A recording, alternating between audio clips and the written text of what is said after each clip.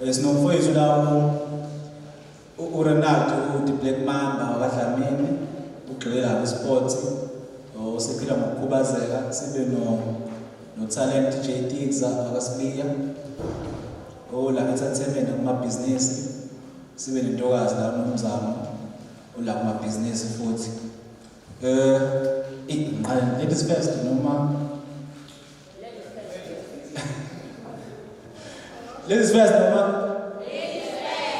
Ayike mase uyadotsha zamkhalela ngizocela Nomzamo uyichaza ubani usukaphi qale kanjani ibhizinisi imaphi ama-challenges obhekane nawo usukuphi manje ufisa ukuya kuphi.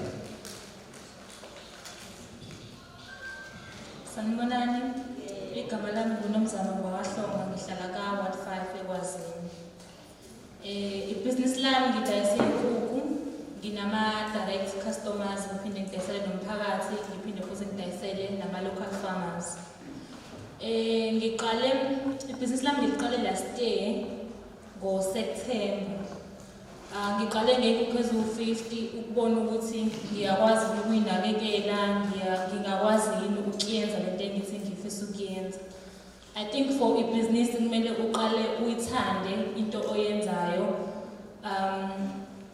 Ama-challenges akhona ebhizinisini i-batch ne-batch ihlezi ngifundisa into entsha. Because okwenzeke last month akuphinde futhi kuyiphinde mhlawumbe kuzoqhamuka futhi sekuvela okunye. Ngizothini nje uthena usiphala kade ehlelo wathi kumele uqale uyithande into oyenzayo kuqala, kumele ube ne-passion yento oyenzayo. So nami inkukhu zami ngiyi-treat-a njengey'ngane zami. Ekuseni iyona nto yokuqala engihamba ngoyibheka kuqala, ngi-check ukuthi okay mangaka ama-mortality engibe nawo osukwini. Makuphela inyanga futhi ngibala ukuthi okay ngifele inkukhu engaki ngenze malini i-profit. Njengamanje ngidayisa 1,000 chickens per cycle.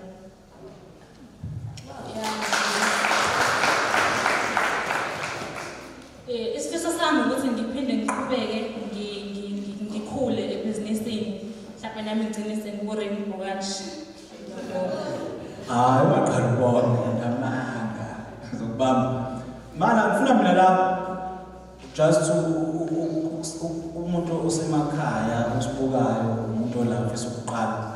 Mhlawumbe wena uqale kanjani? Uthathe i-big capital uqala ukuthi uqale ibhizinisi lakho. Okay, ngisebenzise kuma-savings ami ukuqala ibhizinisi. Ibhizinisi ngilibuke komunye umntwana ku-Facebook and then ngakhuluma naye ku-Messenger ngambuza ukuthi ukwenza kanjani ukuthi ngingenza kanjani ukuze ngiqale. Then wangiluleka ngiyacabanga ukuthi wonke umuntu nomuntu une-mentor yakhe, nami ngine-mentor yami. Yeah. Okay, umuntu ofisa ukuqala ku-possible noma akukho-possible kunjani? Ku-possible ungakwenza kwenzeke, but nginga-advise ukuthi ungaqali kakhulu, qala kancane ubone ukuthi ungakwazi yini ukuthi uyenze lento ufuna ukuyenza. Enye into for ibhizinisi ngiyacabanga ukuthi uma unebhizinisi i-market wena kumele ufune i-market, akuyona i-market ezoza kuwena. So kumele uqale ngokuthi ungabi namahloni ngento oyenzayo, kumele u-advertise, uye kubantu, uxhumane nabantu, ukhulume nabantu, uzidayise, like udayise ibhizinisi lakho ukuze abantu bezokwazi. Okay, nathi abaluleke kakhulu la ngobani kahle wena kuphela umsebenzi la umuntu wesifazane ushayela izandla bafethu. Ngicela imibuzo enzima khululeka manje asabi. Ngifuna ukuchecka ukuthi ezinto esifazane ukwazi kanjani ukuba strong ngoba thina ziyakhala Tikza vele ziyakhala business. Kumnandi uthola imali yakho futhi wenze umsebenzi. So wena ukwazi kanjani ukuba strong ngoba industry business kasebesilisa and then kwamaphumulo futhi emakhaya ukwazi ngambalansisa ukuthi usemakhaya umuntu wesifazane but ukwazi ukwenza kwenzeka. Angazi ngaphendula ngithini kodwa khona la ngingafela khona inkukhu eziwu-350 but angikaze ngize ngiyeke ngoba ngithe angikwazi ukuyeka manje sengi-investe kakhulu kule business so angicabanga ukuthi sekuyinto nje engavele ngiyeke kanjalo so ngizoqhubeka nayo. Patient. Asibonge into wakushaya izandla bafethu.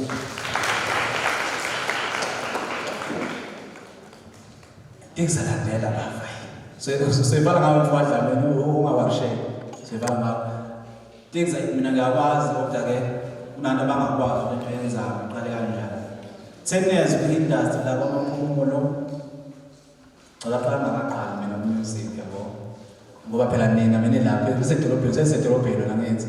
So la edolobheni indawo zokurekhoda ngakhumbula mfundawo I think standard 8 grade 10 ngihlupa mase Chanel zongena emakhazabe ngicula ngemike ephepha vive la nezwi vive la siko nabo fakazi wathi umuntu mfana uthi uthoba labajozi indoda azinabantu abenza lento amaphumulo so ngelilanga ngisa khona uma waphehla ngala akwenzakala ngazaqeda isikole uma ngiqala sengise-university so Tikza ngenhlanhla mebela phezulu kodwa asikho lapho Tikza ubani uqale kanjani into yenzayo mfethu nama-challenges akhona waza ngama-overcome kwi-industry o-DJ banomona too much waza kanjani ukuphila nabo baxolela awuqale nokubani siya kanjani phambili.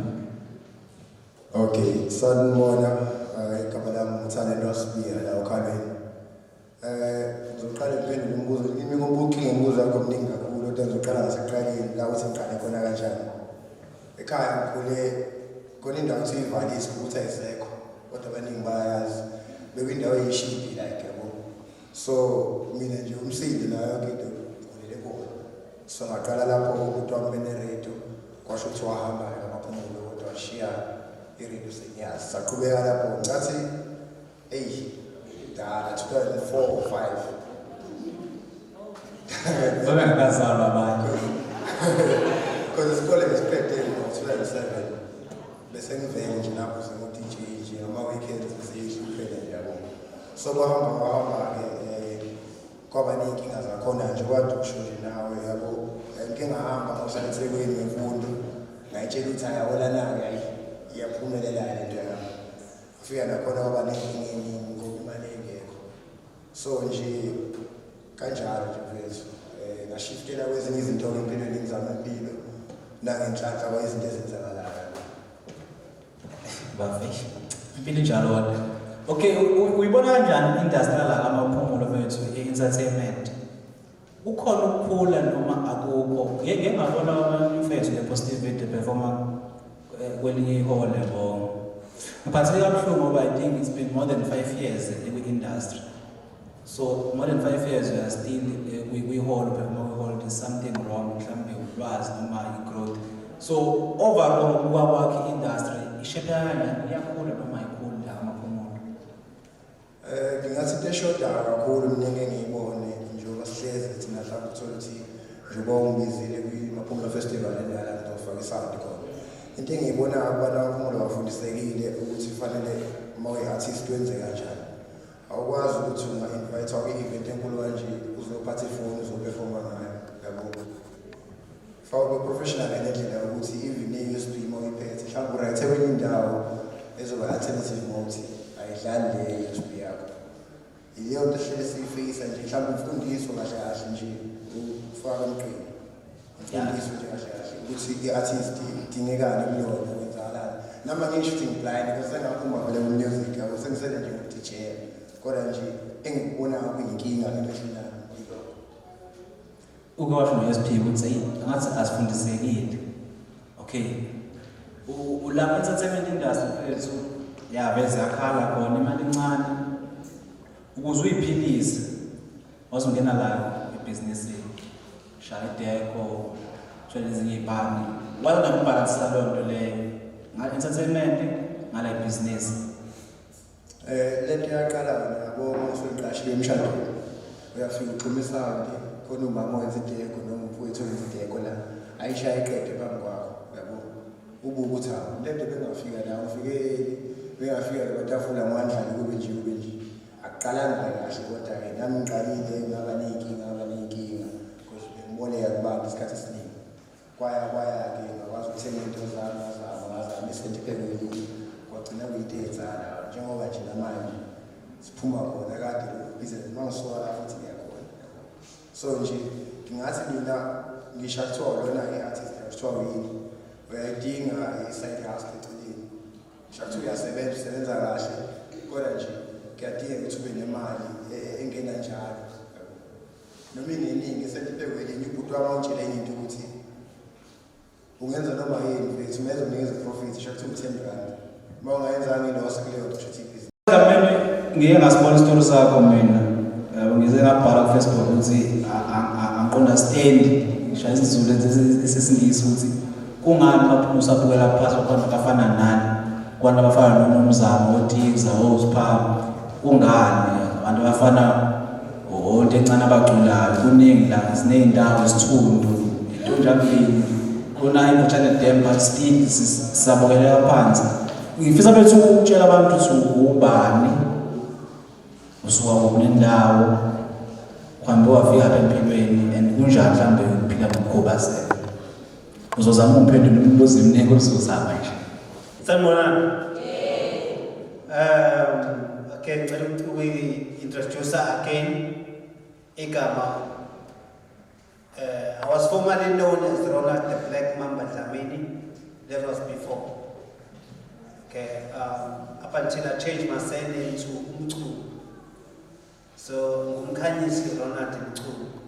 So I gave you the Dlamini surname because my profile on YouTube and Google hasn't changed as yet. So I got shit. So that is why I give the Dlamini surname so that it will be easier for when to search me via Google or YouTube, whatever.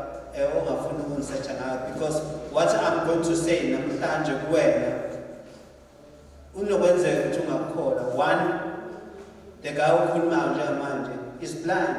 Uyoqala uyibuza ukuthi how come a blind man can do izinto ekanje? That's normal. That's a normal reaction for anyone. And I don't blame you to think like that. Okwesibili, kwenza izinto zibe easier for mina uma ngizathula kwena ama-content engishiyayo, you can go and search them on the internet, okay? I come a long way with the sports. So sports mina ngisiqale from when I was young. I was actually following Ubudwami to a karate school because Ubudwami he was a sensei at that time. So I was still very young. So I used to follow him, fail along the way, and then follow him, fail along the way. Up until then,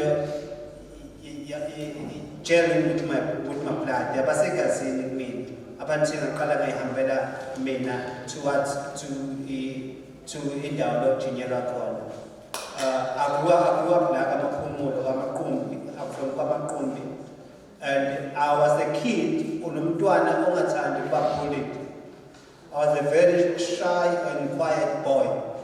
So, but if uzokhuluma nonsense about me, and then it comes to my ears, and I hear about it on local show, it's a problem. So, after school. So, maybe my parents every after school. That's simply once or twice a week. Because about they have the tendency of bully, baby, bully. I don't know what's a Zulu word for the bully. In a magongo, igongo. Yeah, igongo. But the no tendency, especially when we to the life. So, and everyone I fought against one after school, they end up on the floor, and I'm the one standing. So, and then Makale Kudamari realized, this boy has got talent when it comes to fighting. Ngoba italente ilokhu okwazi ukwenza wena kalula. Ngaphandle kwe-effort ukwenze better than abanye abantu. That's talent. Ziphi izandla? So, after the passing away of my granny, then I shifted to Mandela, and then again, let young follower, who was someone who would come and try to bully me. I remember I was playing soccer. Never mind, my soccer skills are very bad. But there was this guy, he kept on talking, isn't there towards Tina, and then I went and faced. This guy, I was actually 12 or 13 years now. This guy was 20. So I was like, I don't remember dropping my team, but all I remember, I gave him the right hand, and it was on the floor. My shower was, yo,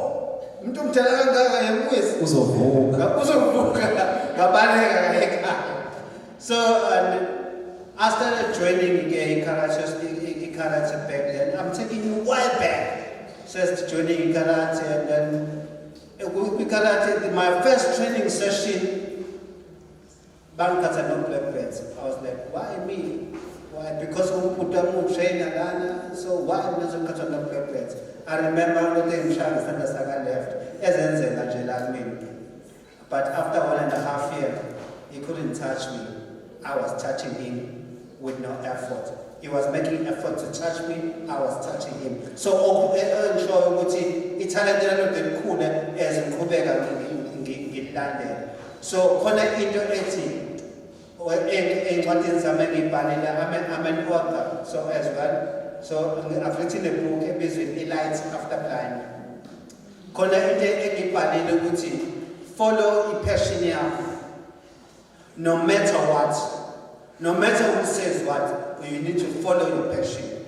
Your passion, you know, when I'm uptanda, or was when other bears are don't worry about imali and what's or not. A passion, it was we are seven without worrying how much you're gonna get paid. Sometimes you won't get paid. Just because we are doing on a local tanda, long sevens or when's our next finish savings. That's passion. So you need to follow that no matter who says what. In the book of life, in Bible, your gift is a when the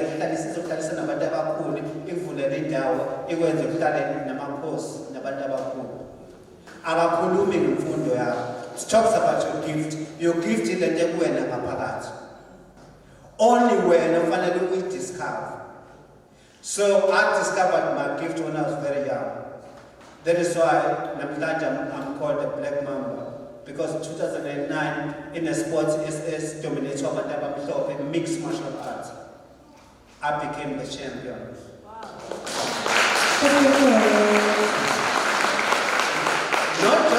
Not just becoming a champion. I had to make sure, because my opponent back then was a white guy. A month before the fight. So Amagadbami couldn't get to Sibiya Casino because Sibiya Casino and another card. So this guy was talking so much nonsense about me on Facebook and telling people how he's going to beat me and all of that. So when we got into that fight, and so what I think about the fight, I was like, hey, I forgot to actually, I'm not even thinking anything. But really, you're not thinking anything? I said, I'm not thinking anything. So it's still a strategy towards the fight. I have no strategy. My strategy would destroy his strategy and make him fight my way. Yeah. Of which, when Zagala, why Ngizithemba too much because I invest a lot towards the Dogengi Yona. Ngalesi sikhathi ama-fighters amanye engafuni ukuya ejimini, mina that's the time I'm going to the gym. Because I had this tendency in my mind ukuthi, how if I wake up the day I'm fighting, I don't feel like fighting. So the day I don't feel like fighting, your 100%, I must be above your 100% because your 100% may not be enough for me. Ngoba mina my 100%, ngoba mina 100% yami, it must actually be double to your 100%. If ngizobheka kanjalo ngamanye. For Dlamini ngifuna ukuvana. Ngiyazi umoya umotivator ngobani kuleyo ndima. Ngifuna ukusho ukuthi if udinga i-motivational speakers bafethu umuntu ozokhuluma nentsha ukhona umfowethu lona ngizoyishare inamba yakhe na Facebook nami ngoba izinto ayikhuluma uyazizwa ukuthi siqine kanjani zakusiza size nabanye futhi. So if you are doing an event ngelinye ilanga ungambhuka abafethu cha hayi mahhala phela ezokhuluma mfowethu ufuna sifikela ukuthi ufike kanjani phesheya and then unjani ukuphila nokukhubazeka mhlawumbe sijabule kanjalo nje. Fast forward to Kubazega. After 2012, I was coming back from New Zealand. I had a fight in New Zealand, of which, unfortunately, the coach who represented South Africa, while we were training, had a heart attack. I did not know about local, so he died at the hospital. So we had to make a decision. Okay, right. Who coach which session in the match? Also coach China as a fighter South Africa against New Zealand. So we had to make a decision which as Kubek on his own. But the fighters onge amanye were his boys. Only me now, I was not from Ikembiak. My original coach was back down in South Africa. So he sent me a message via Facebook. I wanted, okay, this is what I need to do in the fight. All right, at the end of the day, so that night everybody lost, and I'm the only one that won. So when I came back to South Africa and I was at Santos Casino, I had a fight for Santos Casino in the last man standing, and then everything went well. I did well. I was the last man standing. After that, I kept on having my headaches, kept coming back and going, and I thought they're gonna go away, and then I was like, no man, it's just my stiff neck. And I woke up in the hospital saying, so, but I had to make a decision, which okay, now I'm going again. I used to train myself blindfolded. That's why it was easier for me now to accept the situation because when I was fighting with my boss at the gym, I was blindfolding myself. How if one day I'm not able to see, I must be able to beat you with no effort. So, and fight against my students who are blindfolded and still get the better of them. And that is why I'm going to cope with this disability. Mhlawumbe ngifuna ukubuza la ukuthi ukuphila la kwamaphumulo phela nokukhubazeka kunjani mhlawumbe ama-challenges akhona mhlawumbe then ukwazi ukuphila nawo. It's way too tough, my brother. Thank you so much for making it easier to imbuzo because my story it's broad. I don't know where to start when I have to tell somebody about my story. That is why it's best to on Google and search Ronald the Black Mamba, you see everything. My challenges are called when we figure a school in for the blind, cases of blind and deaf society. I realize that they are vulnerable. 80% of the girls are racial. Can you imagine? I'm going to be in Tombazana,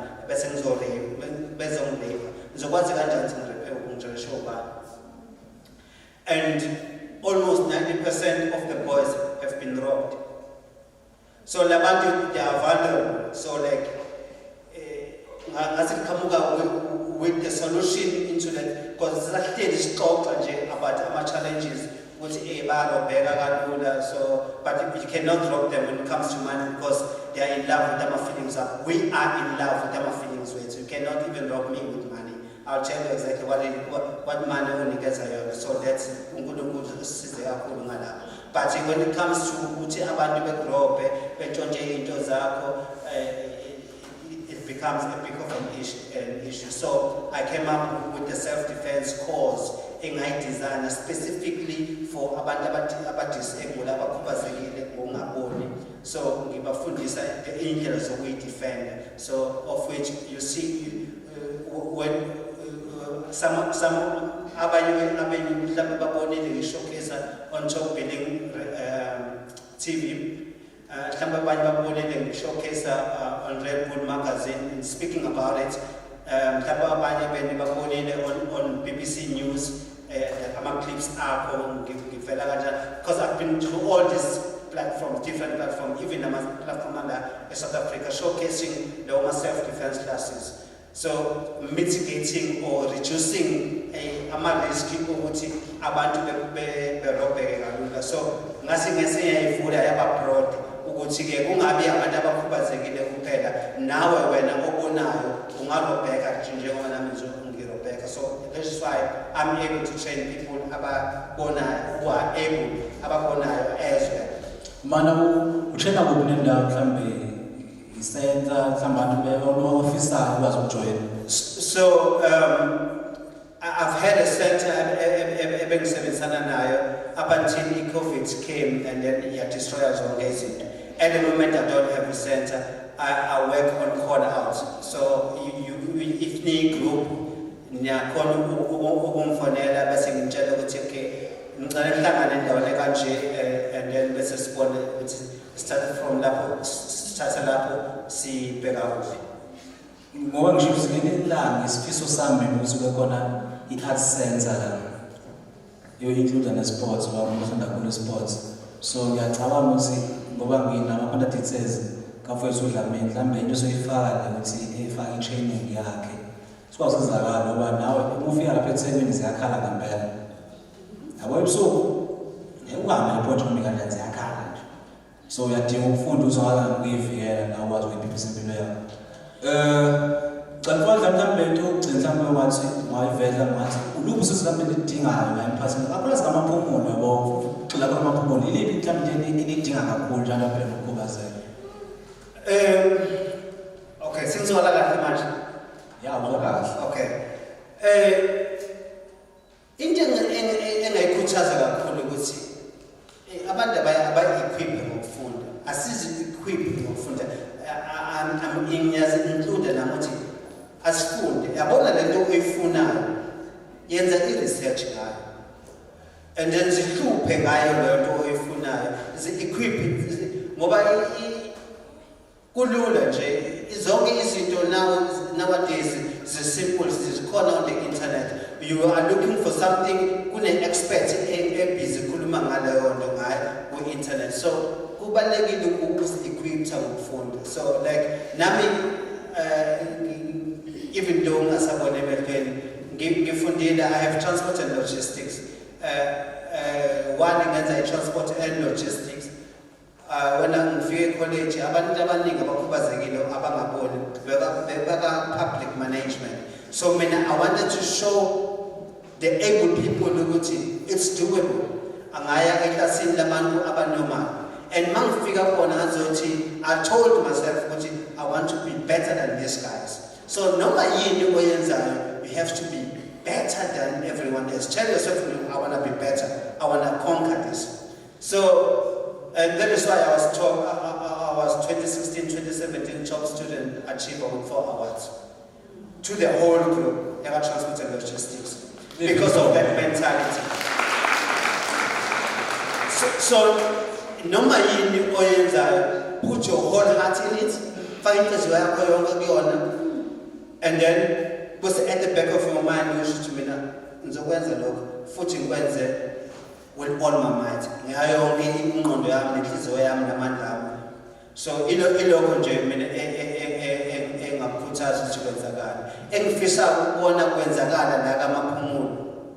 Ngifuna ukubona like because there are so many people abafana nathi kanje. I didn't know about the DJ guy that was here obeka khuluma. I didn't know about the lady in business.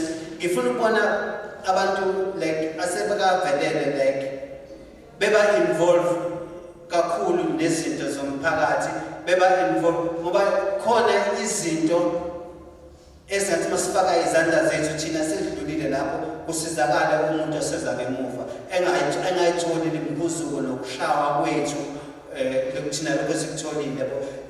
Ngiyafisa ukuthi sengathi kungaba khona like that communication between iphathimandla nabantu asebethe ukuvelelwa ukuvelela bese kwathi nomphakathi khani kungazibe khona ama-challenges along the way noma ekhona ama-challenges along the way uthola ukuthi azoba mancane just because lo muntu bekhuluma o-DJ usengitshelile ukuthi uma ufuna u-DJ yenza 1, 2, 3 and 4 just because mina on the spot ngitshelile ukuthi yenza 1, 2, 3 and 4 just the lady on the business itshelile ukuthi no yenza 1, 2, 3 and 4 kanjalo nje kube khona that communication amongst iphathimandla umphakathi shuthi sovumelana nosipha lwadela la ethi mhlambe la sedinga iforum ngoba iforum ikhona into enjalo mhlambe sihlangane eza abantu abanesifiso somaphumulo sisikhulume ndawonye 100%. Cesha izandla lethu kubudi.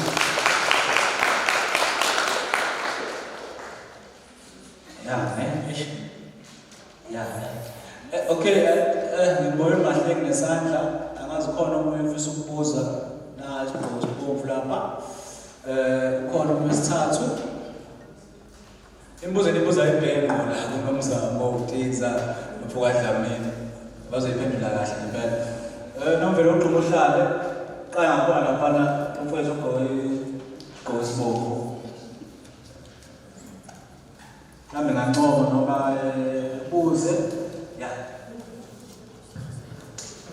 Sanibona nonke la endlini igama uJabulo wakaZondi usuke namaXhosa. Tikza bakhuluma ukuthi you must give ama-artist la Maphumulo knowledge in order to grow as a whole. So bengifisa ngcono kube ubhuti umthokoza la ngaphakathi ukuthi besichazele ukuthi mhlawumbe yini abangayenza to fund mhlawumbe ama-artist forum mhlawumbe ukuze sikwazi ukuthi nathi lezi ama-artist sikhule laba Maphumulo siyibone siyaphambili. Because nathi sinama-brand, sisenza music, senzani. So siyabona ukuthi mhlawumbe begcine besifanda ukuze nathi siqhubeke siphambili.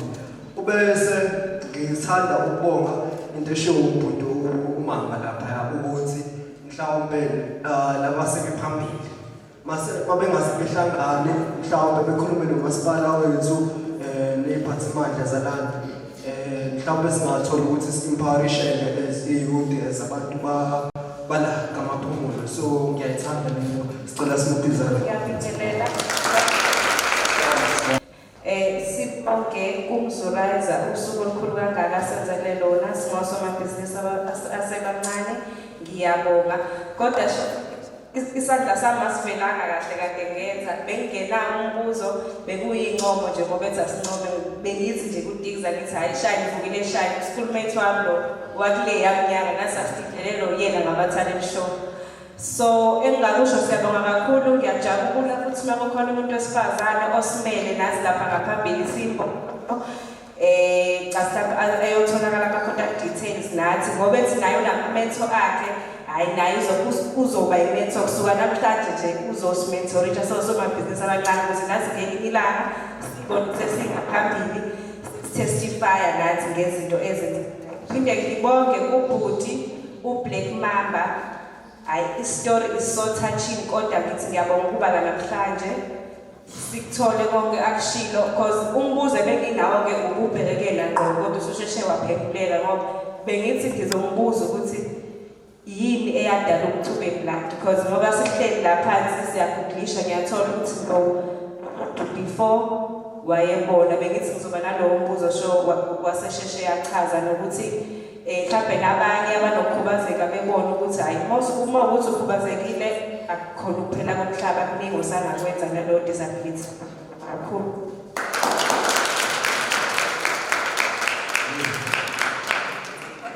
Kokona wesithathu. Sanibona. Yebo bhuti. Lo uphambi kwenu usiyabonga kwabangwane uward 4 kaMaqumbu. Not like I got a question, but I feel like I must say this. Njoba bebeshilo nokuthi umthoko nobabungubane lapho ukuthi there must be a forum in every place. Because ngicabanga ukuthi kaMaqumbi I'm the only person umuntu bakhona. But ignore that kaMaqumbi abantu abana business ideas noma abantu abayentsha leyo bakhona but ulwazi ungawazanga ukufinyelela kubona. So I feel lapho ukuthi ngiyacela kunina bafowethu mhlawumbe nalabo abangasekho right now ukuthi bezame ukuthi i-information ifike kuthina.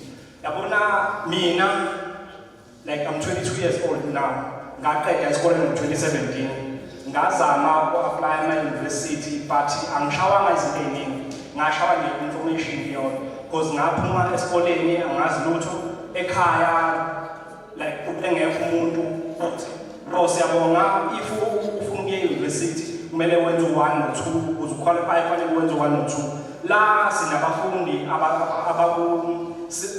abakwi-secondary kwi-high school next year mhlawumbe khona abafunda kuma-university but into enginosho ukuthi izofike mhlawumbe bashaye engingafisi bashaye i-lack of knowledge because abazi ukuthi kumele benze njani. Kumanje I'm sure basashawa even ngisho ukwazi ukuthi if I want to be a doctor kumele ngabe ngithathe iziphi izifundo. Kunomuntu wakhomesa usafuna ukuba udokotela, which is not possible. I think nathi bantu abasha siyadinga ukuthi sisukume thina ngokwethu sifune usizo ne-information. Nalabo abane-information ngiyacela ukuthi beze thina bezosinika information because ngicabanga ukuthi ukukhulisana based on the information. Ngiyabonga.